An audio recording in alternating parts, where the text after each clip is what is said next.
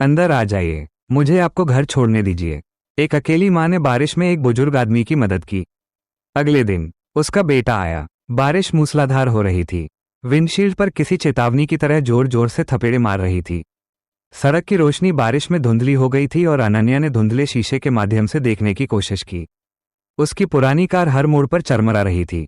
Wiper शोर कर रहे थे क्योंकि वे बारिश का सामना करने के लिए संघर्ष कर रहे थे। समय काफी हो गया था, लगभग आधी रात, और कार की शांति केवल उसकी 5 साल की बेटी मीरा की सांसों की आवाज से टूट रही थी, जो पीछे की सीट पर अपनी गुलाबी ड्रेस में सो रही थी। अनन्या के काले बालों का जूड़ा थकावट से ढीला हो गया था। उसकी वेट्रेस की वर्दी से अब भी मसालों और कॉफी की हल्की महक आ रही थी। वह थक चुकी थी। मुंबई के एक ऑल नाइट डाइनर में लंबी शिफ्ट के बाद उसकी पीठ में दर्द हो रहा था। वो बस घर जाकर खुद को सुखाना और अगले दिन की शुरुआत से पहले कुछ घंटे सोना चाहती थी। तभी उसने उसे फुटपाथ के किनारे देखा, जो मूसलाधार बारिश में बमुश्किल दिखाई दे रहा था। एक बुजुर्ग व्यक्ति तूफान के वजन के नीचे झुका हुआ खड़ा था। उसके पास न छाता था, न रेनकोट, बस एक भीगा हुआ सूती कुर्ता उसके दुबले शरीर से चिपका हुआ था।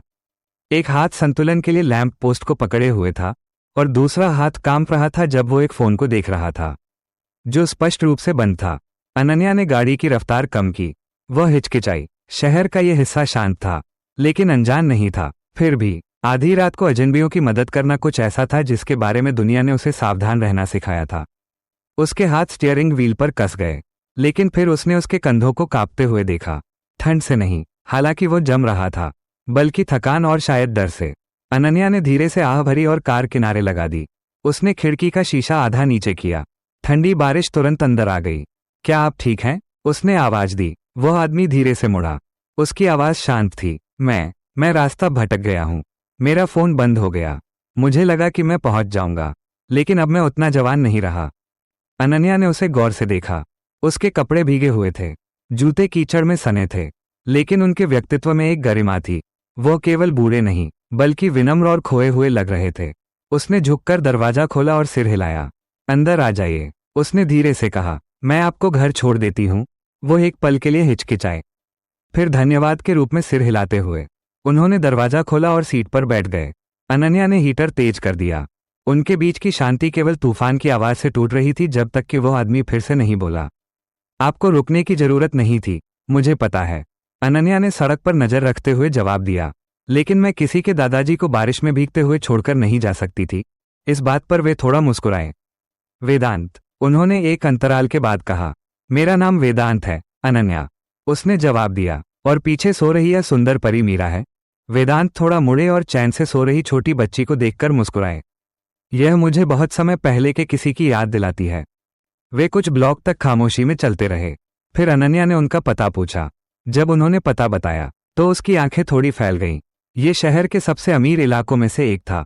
फिर भी उसने कुछ नहीं कहा। जैसे ही वे गेट वाली सड़क के पास पहुंचे, उसने उनके शांत निर्देशों का पालन किया जब तक कि वे एक बड़े बंगले तक नहीं पहुंच गए।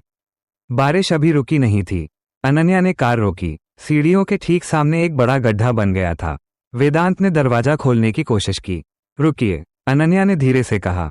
वो पहले बाहर निकली, कार के चारों ओर दौड़कर उनका दरवाजा खोला। फिर उसने सावधानी से उन्हें गड्ढे के चारों ओर से निकाला। उन्हें सहारा देने के लिए अपना हाथ उनके हाथ के नीचे रखा। वो उन्हें मुख्य दरवाजे तक ले गई और तब तक नहीं गई जब तक उसने अंदर की लाइट जलते नहीं देख ली। वेदांत अंदर जाने से पहले उसकी ओर मुड़े। उनकी आंखें थकी हुई थी लेकिन दयालु थीं। तुमने कभी नहीं पूछा कि मैं कौन हूं? उन्होंने धीरे से कहा। अनन्या ने कंधे उचका दिए। यह महत्वपूर्ण नहीं लगा। वे मुस्कुराए, गहराई से प्रभावित होकर। उसने एक बार सिर हिलाया, फिर मुड़ी और अपनी कार की ओर वापस चल दी। यह एक लंबी रात थी, लेकिन लंबे समय में पहली बार अनन्या को लगा कि उसने कुछ सही किया है। सुबह बहुत जल्दी हो गई। रात के 2 बजे घर पहुंचने के बाद अनन्या केवल कुछ घंटों की नींद ले पाई थी। उसकी हड्डियां अब भी दर्द कर रही थीं। अगले कमरे में मीरा के खर्राटों की आवाज ही एकमात्र सुकून देने वाली आवाज थी। 6:45 तक वह फिर से बाहर थी, मीरा का नन्हा हाथ और एक गुलाबी छाता पकड़े हुए। अपनी सिग्नेचर गुलाबी ड्रेस और मैचिंग बैकपैक में मीरा ने अपनी मां को एक नींद भरी मुस्कान दी जब वे डेकेयर की ओर चले। अनन्या ने उसके माथे को चूमा और फिर अपनी कार की ओर दौड़ी। वह पहले ही लेट हो चुकी थी। जिस डाइनर में वह काम करती थी, वो एक व्यस्त कोने पर था। अनन्या ने वहां 4 साल तक काम किया था। उसे मेनू जुबानी याद था। वो रसोई के पिछले दरवाजे से अंदर घुसी। गीले बाल माथे पर चिपके हुए थे। वो 15 मिनट लेट थी। समीर, मैनेजर की आवाज रसोई में चाबुक की तरह गूंजी। अनन्या ठिठक गई। समीर सिंह, मैनेजर, काउंटर के पास हाथ बांधे खड़ा था। मैंने तुम्हें चेतावनी दी थी। उसने इतनी जोर से कहा कि ग्राहक भी सुन सके। मुझे पता है, मुझे बहुत दुख है। अनन्या बेदम होकर आगे बढ़ी। कल रात एक आदमी था। वो बारिश में खो गया था। मैं बस। समीर ने उसे चुप कराने के लिए हाथ उठाया। रहने दो, उसने कहा। तुम्हें लगता है कि किसी की मदद करना तुम्हें जब चाहो तब आने का पास दे देता है? यह एक नौकरी है अनन्या, कोई चैरिटी नहीं। उसने अपनी आंखें झुका लीं। मैं पहले कभी लेट नहीं हुई। कृपया, मैंने कहा। रहने दो, वो चिल्लाया। तुम्हें दुख भरी कहानियां सुनानी है? मंदिर जाओ, तुम्हारा यहां काम खत्म। वहां सन्नाटा छा गया। ग्राहक देखने के लिए मुड़े। समीर आगे बढ़ा। तुम्हें लगता है कि अच्छे काम बिल भरते हैं? अनन्या, दयालुता अंडे नहीं तलती। बाहर निकलो। वो स्तब्ध रह गई। मैंने यहां 4 साल काम किया है। बिल्कुल। समीर ने कटाक्ष किया। अपना एप्रन उतारो। अनन्या ने धीरे से उसे खोला। उसकी उंगलियां कांप रही थीं। उसने उसे धीरे से काउंटर पर रख दिया। वह जाने के लिए मुड़ी। समीर ने मजाक में कहा, अगली चैरिटी के लिए लेट मत होना। कुछ ग्राहक दबी आवाज में हंसे। अनन्या डाइनर के सामने से गुजरी। उन ग्राहकों के पास से जिन्हें उसने बरसों सेवा दी थी। उसने कोने वाले बूथ पर अकेले बैठे उस बुजुर्ग आदमी को नहीं देखा। वेदांत मल्होत्रा ने अपनी चाय को धीरे से हिलाया। उनकी नजर मेनू पर नहीं, बल्कि अनन्या के जाते हुए चेहरे पर थी।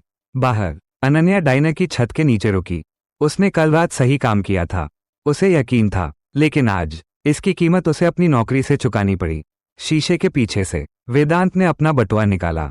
टेबल पर एक मोटी टिप रखी। फिर, बिना किसी शब्द के, वे उठे और बाहर की ओर चल दिए।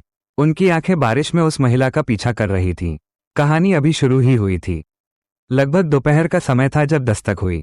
अनन्या सिंक पर एक चम्मच धो रही थी। मीरा चुपचाप मेज पर रंग भर रही थी। दस्तक फिर से हुई। अनन्या ने हाथ पोंछे और दरवाजा खोला। बरामदे में एक लंबा, लगभग 30 साल का व्यक्ति खड़ा था। उसकी आंखें विचारशील नीली थीं। मिस शर्मा? उसने पूछा। हाँ, उसने सावधानी से जवाब दिया। मैं ईशान मल्होत्रा हूँ। मेरे पिता वेदांत हैं। उसे समझने में एक पल लगा। वह तूफान वाला आदमी। वह थोड़ा मुस्कुराया। उसने अंदर आने के बजाय कहा, मेरे पिता ने मुझे सब बताया। आपने उनके लिए जो किया, वो बहुत मायने रखता है। अनन्या ने धीरे से कहा, मैंने बहुत कुछ नहीं किया, बस उन्हें घर छोड़ दिया। ईशान ने सिर हिलाया। किसी को संघर्ष करते देखना और बिना कुछ मांगे मदद करना दुर्लभ है। क्या वे ठीक हैं? उसने पूछा। अब ठीक हैं। ईशान ने सिर हिलाया। उन्होंने मुझे तुम्हें खोजने के लिए कहा। वे तुम्हें और तुम्हारी बेटी को लंच पर बुलाना चाहते हैं, और वे चाहते हैं कि तुम हमारे साथ काम करो। Part time? अनन्या ने पूछा। क्या काम? ईशान ने स्पष्ट किया। उन्हें नज नहीं चाहिए। उन्हें कोई ऐसा चाहिए जो दयालु हो, जो उनके साथ बैठे, चाय में मदद करे, शायद उन्हें पढ़कर सुनाए। वे कहते हैं कि तुम्हारे साथ रहने से उन्हें फिर से इंसान जैसा महसूस हुआ। अनन्या हिचकिचाई। मैं इसके लिए योग्य नहीं हूं। ईशान की आवाज नर्म हो गई। किसी का ख्याल रखने के लिए डिग्री की जरूरत नहीं होती। मैं तुम्हें उचित भुगतान करूंगा, ईशान ने कहा। सप्ताह में 3 दोपहर। अनन्या ने अपनी बेटी की ओर देखा। उसने अभी अपनी नौकरी खोई थी।